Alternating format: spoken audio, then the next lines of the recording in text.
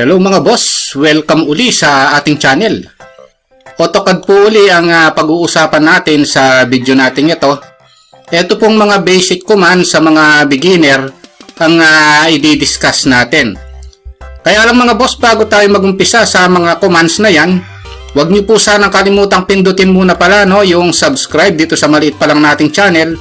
Isama nyo na rin po yung like at saka notification bell.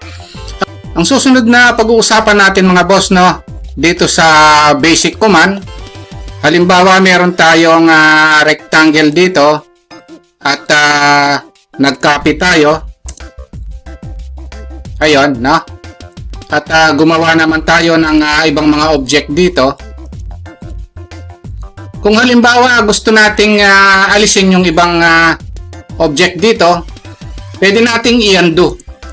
Ayun, At aside from undo, kung gusto nating ibalik, pwede nating i-type yung redo naman, Ayun. Ngayon ang susunod na topic natin mga boss, ito namang oops. Tingnan natin kung saan natin nagagamit itong oops command, Halimbawa, meron akong circle dito. Gagawa ako ng mga circle. Tapos i-erase pala natin itong circle na ito.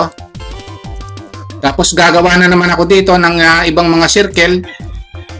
O gagawa pa ako ng ibang mga objects. Ngayon kung gusto kong ibalik yung huling in-erase ko, dyan natin magagamit yung command na oops naman, O type lang natin yung oops. Ayun, Then enter. So lalabas yung circle na huling in-erase ko.